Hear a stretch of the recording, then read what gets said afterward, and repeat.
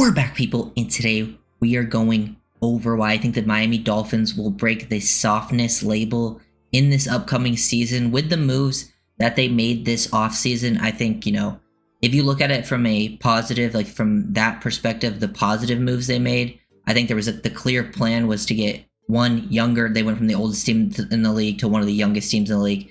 They got cheaper. They sacrificed some talent for that. You could definitely argue that they got worse from a talent perspective, especially at certain spots.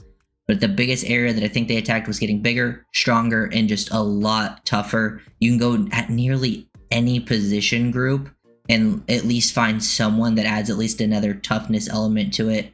I think the biggest things will be to start in the trenches. So that's where we'll go. I think starting on the offensive line, probably the biggest area that's been talked about as a Dolphin fan for quite some time. It was adding, better offensive line play. Not only do they just get tougher, they also got better, and I think it specifically starts at the guard spots. That's the difference. I think as a starting group, you're actually pretty competent and much tougher.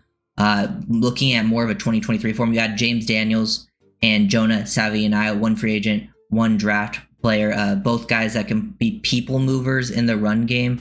We know if the Dolphins can run the ball, the Dolphins offense will be clicking. I think you're going to see more of a 2023 form where the Dolphins led the league in rushing. Now, the offensive line, I think, could take a big hit with any amount of injuries. The depth there is not great. I, wouldn't count too much on many of the guys behind them. But I think the starting unit is got some good physicality to them, plays with some good play strength, can be people movers. We look at these guards. You had James Daniels from Pittsburgh. He is coming off the injury, so there is that to worry about. But he's at least going to be better than what you had last season. He's a guy that creates displacement in the running game. Jonah is a behemoth of a human being. There are some times he still needs to play with more consistency, but they both got the athleticism too. I think that's another key area is while they got bigger and stronger and more and tougher, a lot of the guys they added are also very good athletes and fit within the style of this game. So that's probably my favorite sort of thing that they were doing this offseason.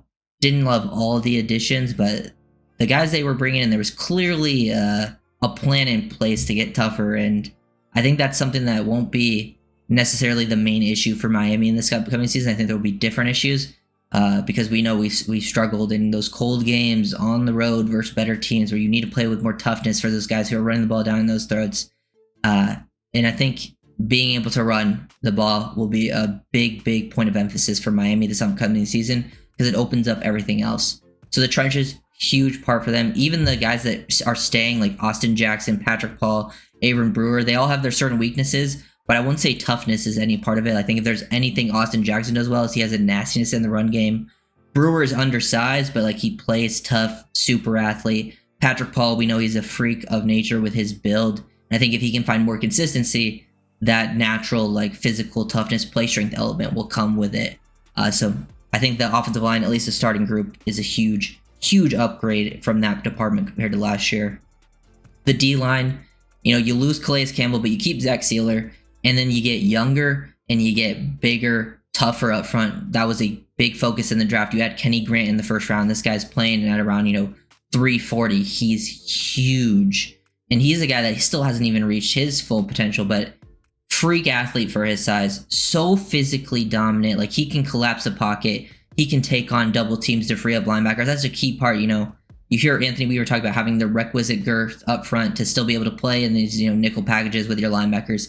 Keep them clean, and you add guys like Kenneth Grant, Jordan Phillips, Zeke Biggers, who, he's a little more developmental. But I think Grant and Phillips, Phillips is a guy that can clearly take on double teams. Only 20 years old, so strong. This guy's a gym rat, works super hard, definitely adds that toughness element. A guy that can also collapse a pocket with some speed to power.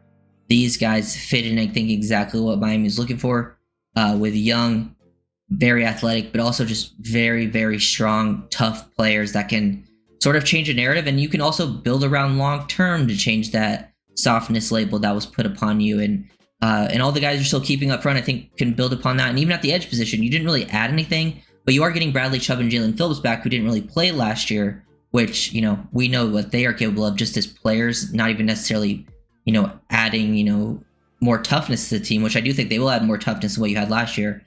And you continue with that with Chop going into his second year, your defensive front and your offensive line are I think offensive line is your biggest areas of improvement, especially from the guard perspective.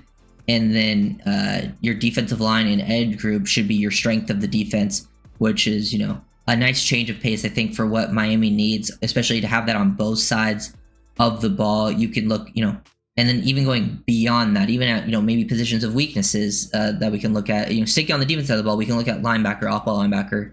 You already have Jordan Brooks, who proved to be, I think, one of your toughest players last year and just one of your better players in general. Guy plays his heart out, you know. I wouldn't say toughness is always about just being like super strong either and being the biggest guy. Sometimes these this guy, maybe they're a little undersized, but they play 100% all the time. You look at that linebacker unit, look at what you added.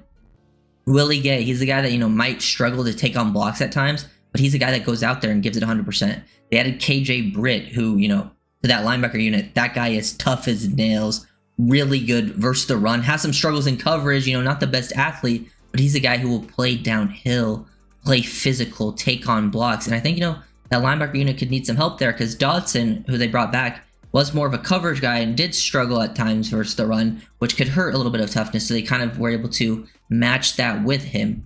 Even in the secondary is considered the biggest weakness on the team right now, clearly from a talent perspective, and I think that's true. But if you look at it, like even the corners they added a lot of guys who are physical press man corners. All of the size to do press, they have the length. You know, maybe not all of them are the greatest tacklers, which is something you'll probably want to fix a toughness label. But I think they did that at the safety position. But they brought in guys at corner that are willing to get physical at the line. If they do play more press man, which I think they will, guys like, you know, BJ Adams, UDFA they added. You know, you got Jason Marshall Jr., even the guys that will play more snaps like Storm Duck. If Isaiah Johnson sticks around, he fits into that break that toughness label. Ethan Bonner is willing to be physical. A lot of these guys who will see more playing time compared to years prior. Like, obviously, you're losing Ramsey, which hurts the toughness stuff.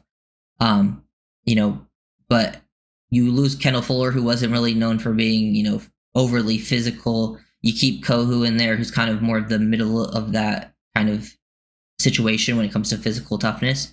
But like a lot of the other corners, I think fit into a physical toughness label with how you're able to be at the line of scrimmage, disrupt route timing. I think that's kind of what you're hoping for from that secondary is, you know, you're losing some talent, but you're hoping those guys can just be physical enough, hold on, you know, disruptive timing of a play for your defensive front to get after it.